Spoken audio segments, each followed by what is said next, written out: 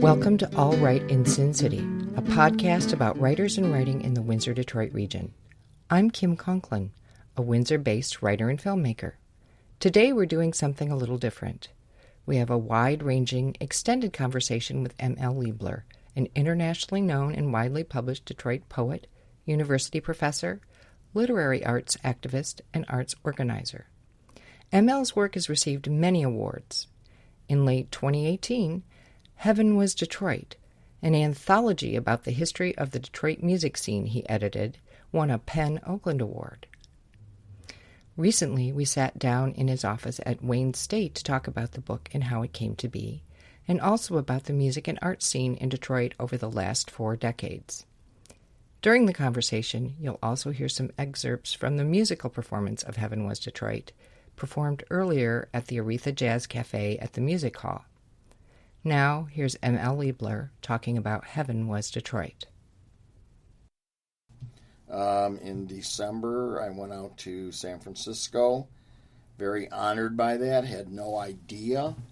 It came through the press versus they didn't. The press emailed me and said, you won this PEN Oakland Award. And they want to know if you want if we want to take an ad out in their program. And I'm like, wait, what? And, I don't know if they do know what that is, but it's pretty prestigious. It's the Josephine Miles Award, blue collar, known as the blue collar pen. And, so that was the first I heard of it. I mean, they never really contacted me until I got more involved and started wondering, like, well, is this real? I'm not hearing anything, but they were communicating with the PR people at the press, who obviously didn't think it was a big enough thing for them to get involved with.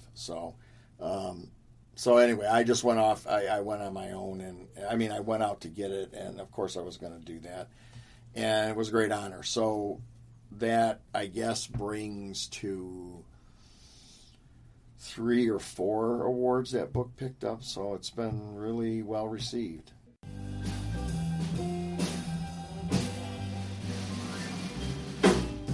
Well, the first part of Piece and Sections by the great Detroit poet Al Young. He writes, "Every time I watch standing in the shadows of Motown to hear veteran jazz pianist Joe Hunter morph into the prime keyboardist of the Funk Brothers, I have to smile. While this brilliant jazz-rooted section built a fire under singers like Marvin Gaye, the Supremes, Gladys Knight and the Pips, the Contours, Stevie Wonder, Junior Walker and his All-Stars, Martha and the Vandellas, Motown stars sold more records than the Rolling Stones, Elvis Presley, the Beach Boys, and the Beatles combined. From, say, 1915 to 1945, before it got bebopped or kidnapped, as lovers of traditional jazz or swing might put it, jazz had become America's pop music. You danced to it, socialized to it, and it was in 1940, Detroit, probably at the Greystone Ballroom, when Diz and Bird were playing, and Diz looked out over the audience and saw everybody dancing and having a really great time, that he realized that something was happening in Detroit.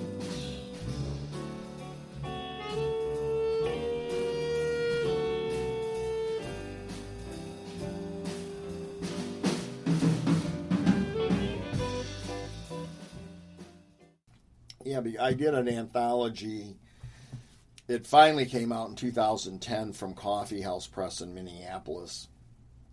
And it's called Working Words, and it's stories, poems, essays about working class, labor, and all of that. And I've been teaching labor studies here sort of on the side for, more than 25 years, so I'm tied into it. I come from that kind of background, so, I know it. Go with what you know. I know it. So I don't write all my stuff related to that, but, there's a certain amount of each book that I do that has, stuff that connects to the working class. So, yeah, so to get that particular award, it was just incredible. People think the working class, or think of the working class as being maybe undereducated and not appreciative of the arts. But when you look closer into it, I just did this thing this weekend at a big UAW local that was all, art, music, poetry, film, Saturday. And the place, had a lot of people at it. And I started noticing that years before, every year since 91, I've been having or hosting and putting on the annual Bernard Firestone anniversary or tribute reading. Bernie Firestone was a famous labor leader in Detroit who actually was going to come and teach in our program when he retired. And just before he retired, he was assassinated by a disgruntled retiree behind his desk. So, and we were all, he's pretty well known in labor community, so people were really excited about that he was coming here. But then it was such a shock in the whole city because everybody knew Bernie. He was also interested in theater and poetry and music and singing and, the arts and labor. Really has a richer history than people would generally think. And he was all of that. So we started putting on this labor arts thing every October in conjunction with the long-running National Labor History Conference that Wayne hosts in October. The class that I teach and have taught, the subtitle of the class has always been Labor Through the Arts, because it was created by a humanities department professor many years ago, whom I know. So I used to teach that class, so I knew a lot of that sort of thing. So the idea is to let others know that the arts is respected and is pretty prominent in a lot of things. And going back to that thing we just did, those are all UAW, many of them UAW members or other union people who, come to the program. I guess what I was going to say is back when I first started this thing, and it was during the newspaper strike, actually, 95 or something, 96, when we had the Journal. I don't know if you remember that, the Detroit Journal. But somebody did a big article on me, and immediately two places reached out to do stuff. Interestingly, one was the Detroit Opera House,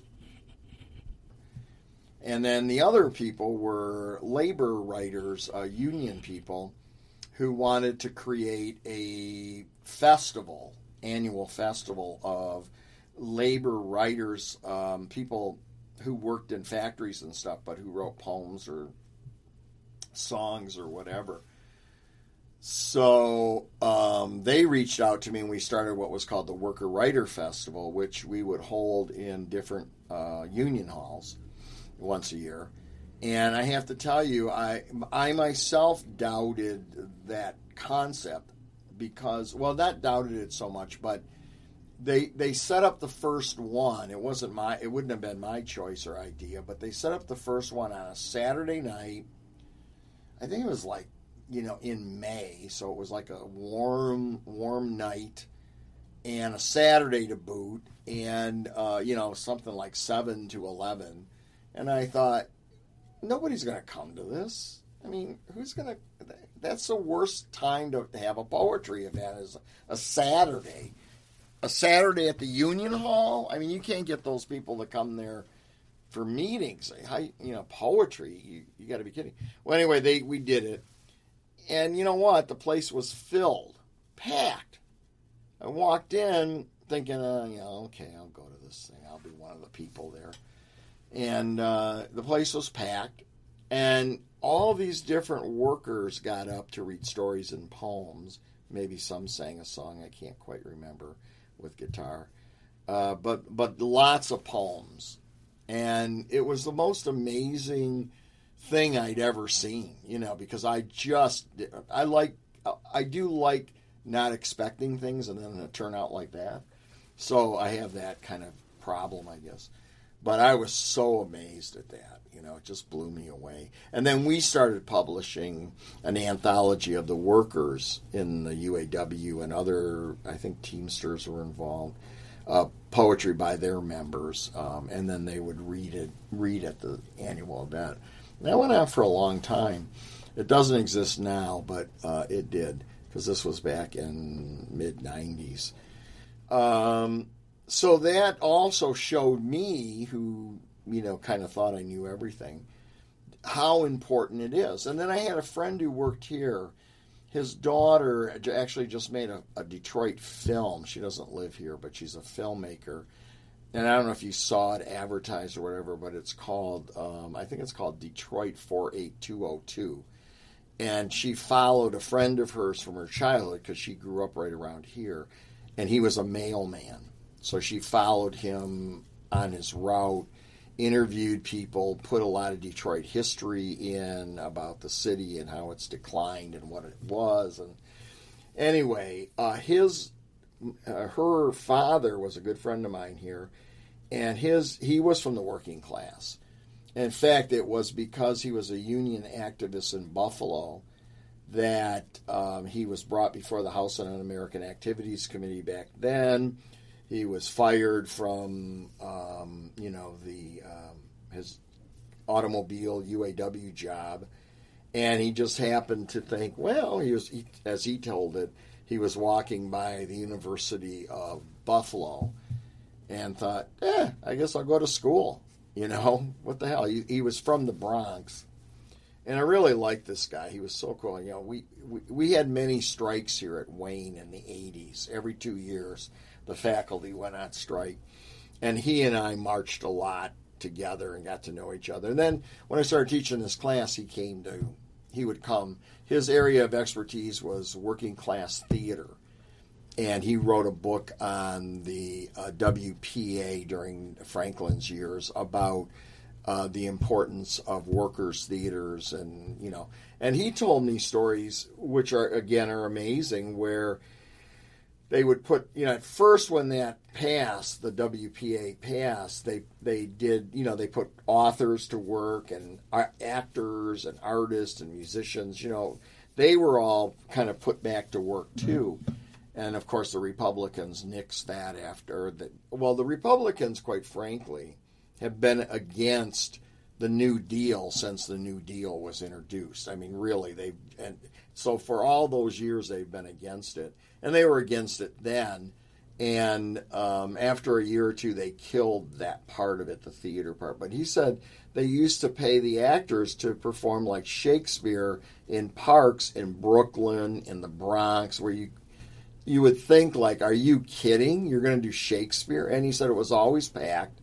People loved it, and that made me think about things too. So, and he would visit my class and talk about that.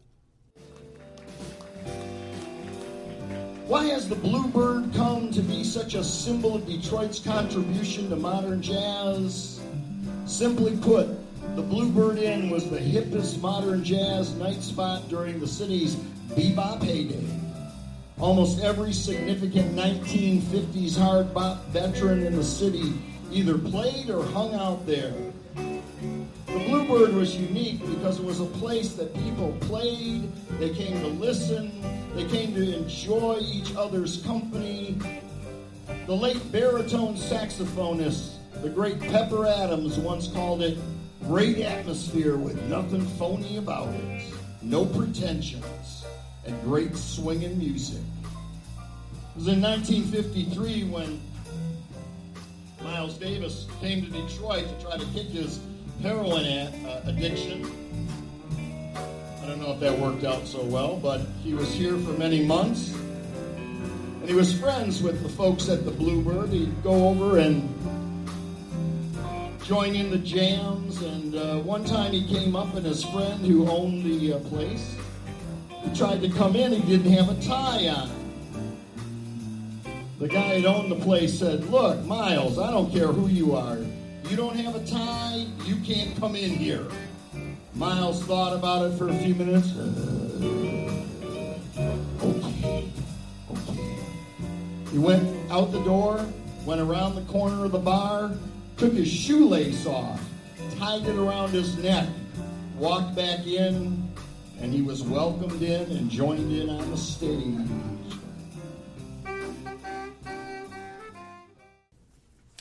The music history of Detroit also is a very blue-collar kind of thing, especially in the early years, or even maybe the later years, but in the early years of jazz and blues in particular, those musicians, most of them came up either with their family or themselves, like John Lee Hooker, to work in the car factories. And then they would work in the car factories, and then when they were, at night or whatever, off duty, they would go play bars and that sort of thing. So a lot of the musicians are part of the Great Migration up here, which, they're coming from a blue-collar background, and many of them, slid right into blue-collar type jobs. So, and that's what they did until whenever. I mean, Yusef Lateef came up here. Pepper Adams was here. There's just so many of the jazz people, and then many of the blues people came through that method. And then actually many of the Motown people have Southern roots as well. They're younger than some of these other ones I'm talking about, but they had Southern roots too. So, in a general sense, and I think maybe that's what makes Detroit music and Detroit art and Detroit poetry, but art too, so unique. It's kind of born from a different source than other cities might have. So people who are painters and poets and actors and other kinds of writers. I mean, you're in Detroit. You really have to work hard at it to sort of rise above the general popular culture of things to be successful, or at least to get your stuff out there. And I think, I was thinking about this too. I mean, one of the things that I've always done, and my goal had always been, coming from the working class, is to kind of make people aware of that, poetry and stories and writing exist, and people don't have to have a PhD to get into it. And, that was always my clarion call, so to speak, even, from high school on. But finally, I got an idea in the 80s down here. I was, teaching here.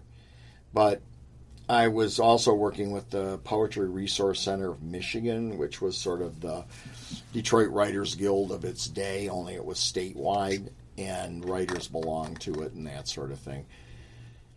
And, they had fallen on hard times only because there was no art scene at the time, but they did get a grant from the Michigan Council for the Arts back then, and they got what was called an Arts Project grant, which was a yearly thing to keep them afloat, because they don't really have much money coming in other than minimal $10 memberships or something. They were saying, no, we got to raise some money, And I thought, okay, well, here's an idea. Let's take a bunch of poets and, a couple of really well-known down around these parts or on the local scene musical acts, groups, which was kind of like in that punk new wave era. And Elvin's, I don't know if you ever knew about Elvin's, but that was where Tony G's is now, which is a restaurant down in the North End. That was always kind of like a place where there was concerts and jams and community things. And actually, back in the day, it was like one of the best delis in the world. Everybody would go down there to get deli sandwiches, including, like George Clinton from the Funkadelics. He was there all the time. Kenneth Cockrell, many of the iconic Detroit people, lunched there, and the food was great. But anyway. But we used that place for different stuff. So I went to them and I said, I got an idea. I want to do this benefit. And I'm going to have X number of poets read, like little short 5-minute segments, and we're going to get everybody involved from all the different types of poets and poetry scenes in Detroit. This was 87. And we'll have them read, and then when they finish, we'll feature these bands. Because back then, and still to this day, music from that group and that kind of scene didn't start until 11 o'clock at night anyway, which I hate now that I'm older. Seemed like a brilliant idea at the time. That's about when the bands would go on, which was prime time. So we thought we'd have all the nutty poetry people in the audience, and then they'd leave, and then the band people would stay there or whatever. Well, what happened is we sold the place out. A couple hundred people raised money for the organization, which was good. I put about 30 poets on, starting at about 7:30. Went till about 11, and they were all types of poets. I mean, every kind of poet you could imagine at that time. And it was not a scene like now. There wasn't really slam poetry or anything of that nature at that point.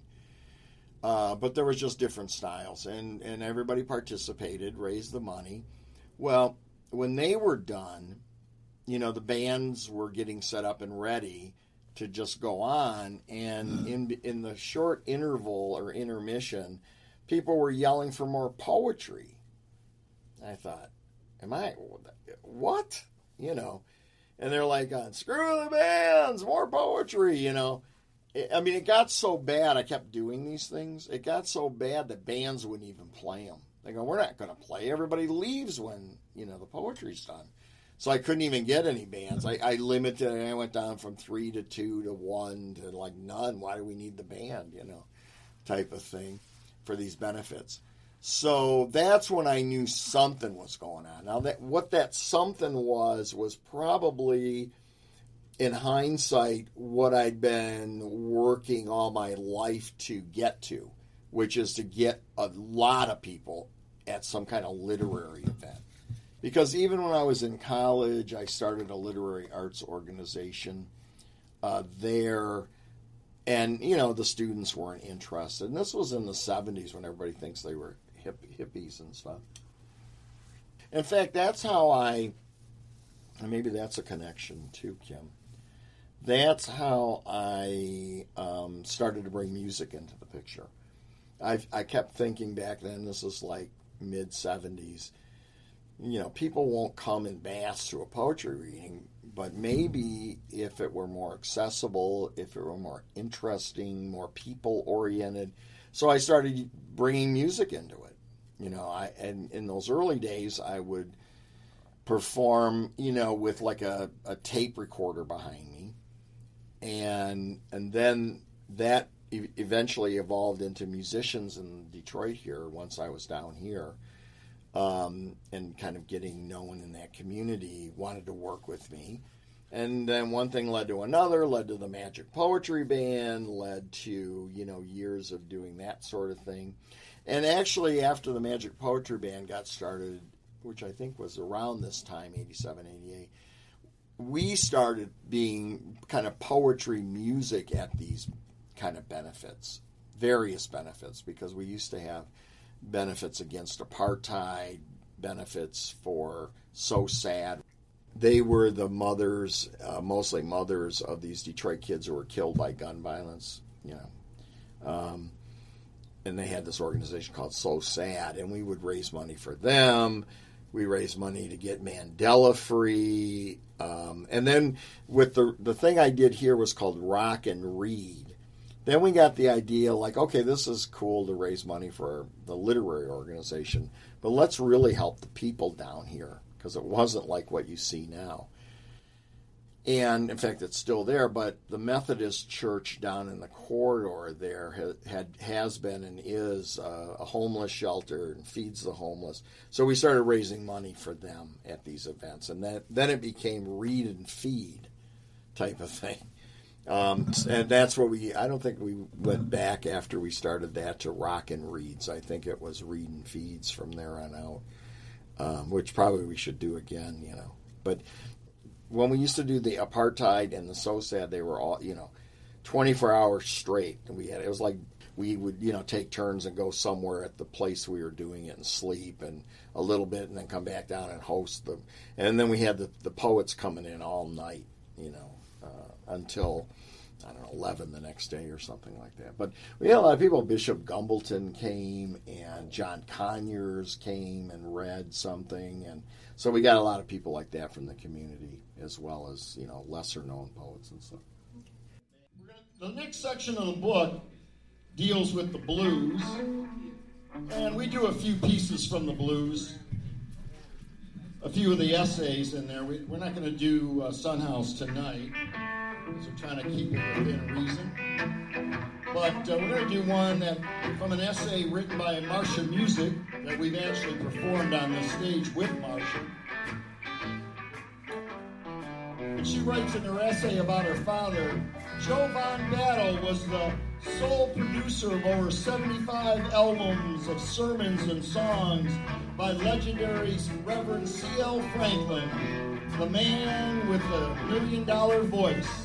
He was the first to record that $1 million voice of Franklin's daughter Aretha and produced her earliest gospel records. He also produced records by John Lee Hooker.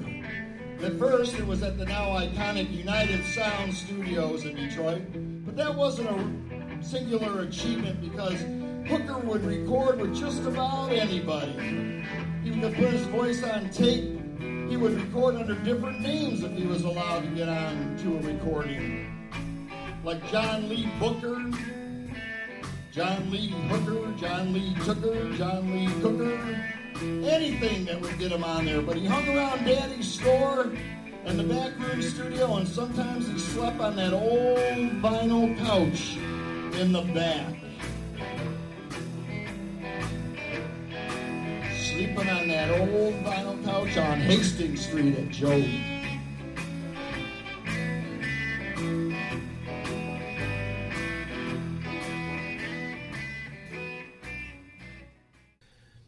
The way I did the book is, I've been teaching this Detroit class here also for a number of years. Motown class, it's called.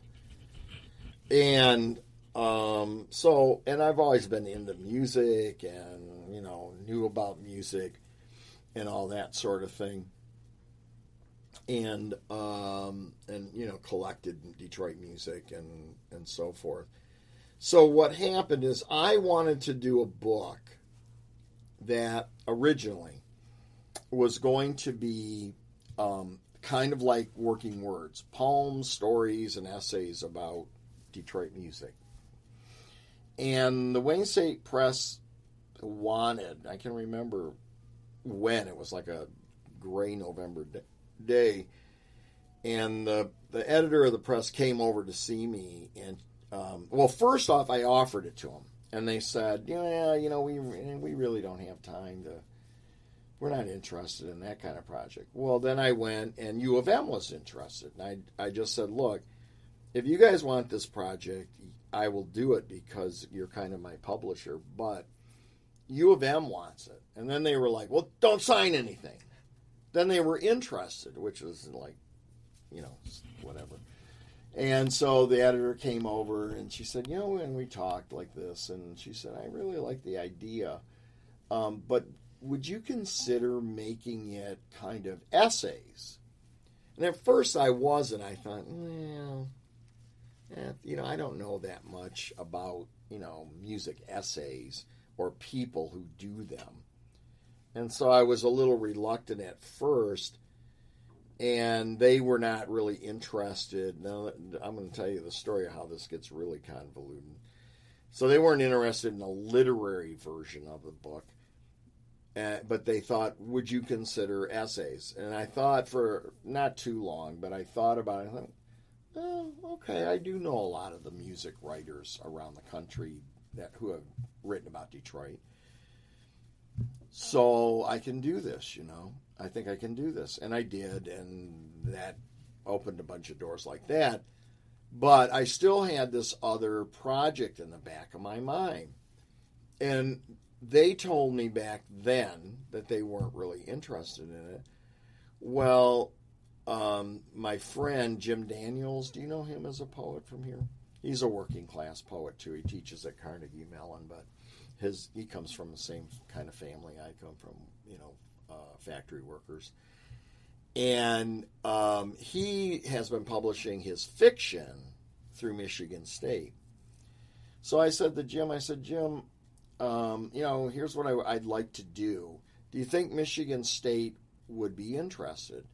And I'd given it to Wayne State, and they weren't interested before. And he asked the editors, oh, yeah, we're into it. We want to do that.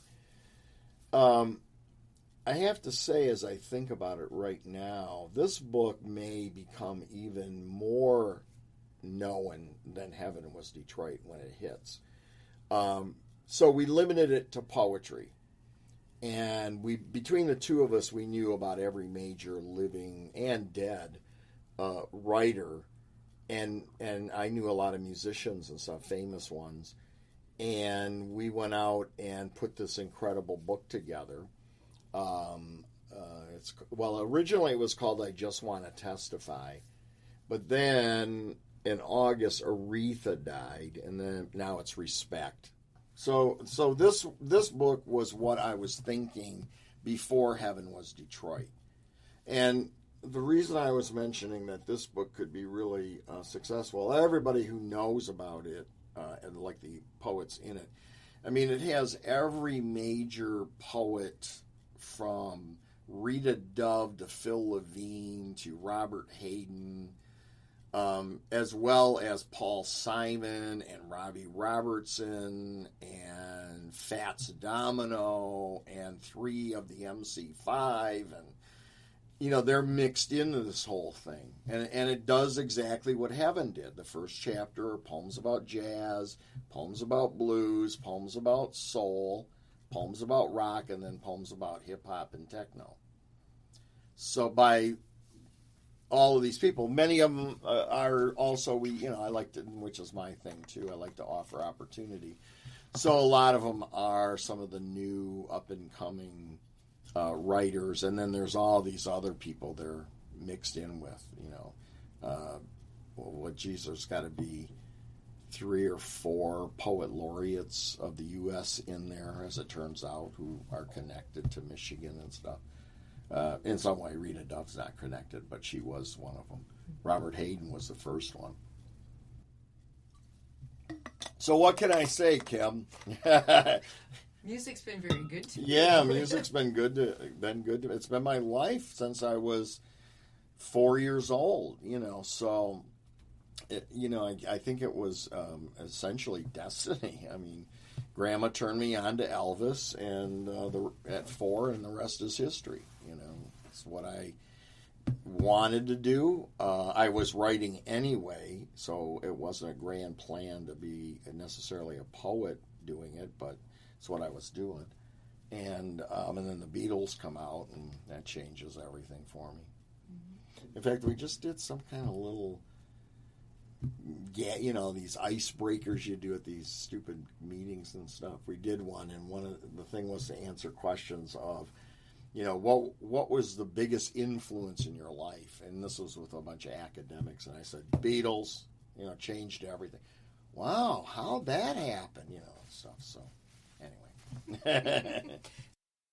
Well, I think what's been fun, the best part of it is doing books that regular people are interested in and who buy, and it appeals to them.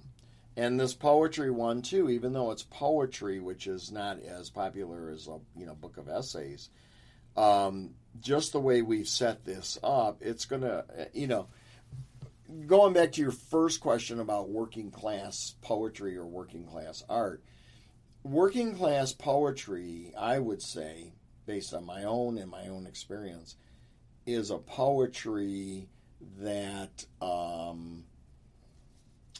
that you don't need a degree in to understand it. When you hear it, when you read it, you kind of go, oh, okay, I get that. I think that's true of it.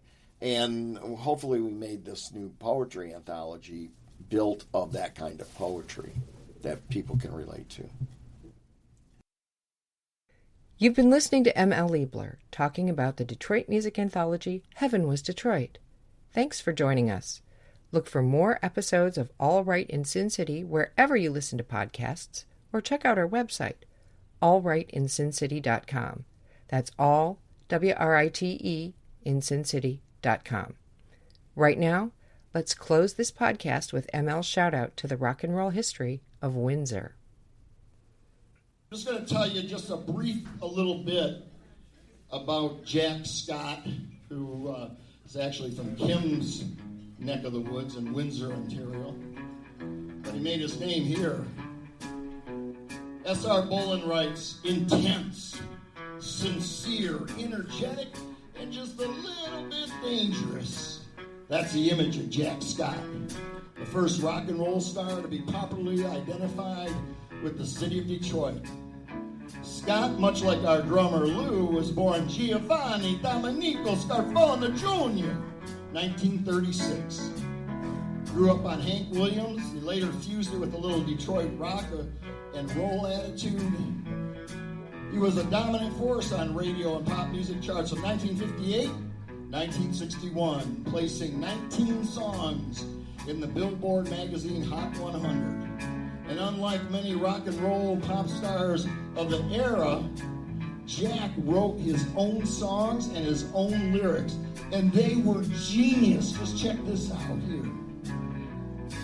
The way you walk is just the way I walk. The way you talk is just the way I talk. The way you smile is just the way I smile. Touch me, baby, and I go all right. The way walking is just the way I walk. The way I love is just the way I love. Come on and be my little turtle dove. Touch me, baby, it feels so good. I feel it though I wanna, don't know if I should. Touch me, baby, it's the way I love. And everybody say, dooby-dooby-dooby-dooby-doo-wah. Dooby-dooby-dooby-dooby-doo-wah. Dooby-dooby-dooby-dooby-doo-wah. Dooby-dooby-dooby-dooby-doo-wah. All right, Teddy boy.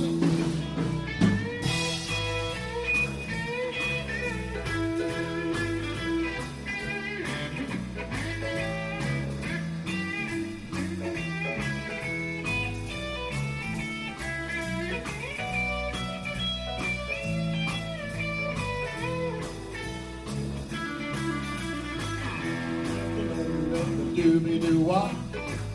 Dooby-dooby-dooby-dooby-doo-wah. Dooby-dooby-dooby-dooby-doo-wah. Dooby-dooby-dooby-dooby-doo-wah.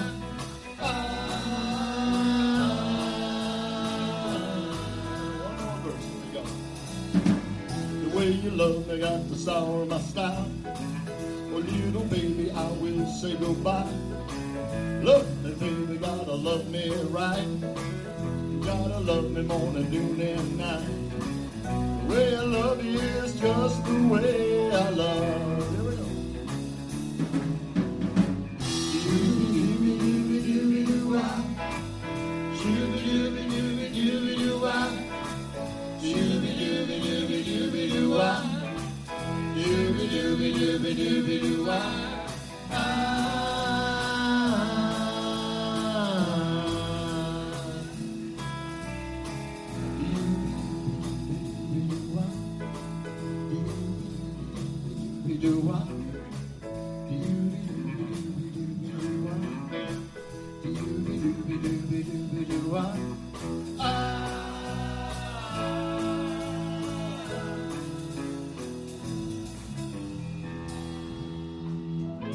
Woo! 19 hits, and he wrote his own songs. Unbelievable. Did you see how many people were singing that? I did. Dooby dooby dooby doo wah. That's fantastic.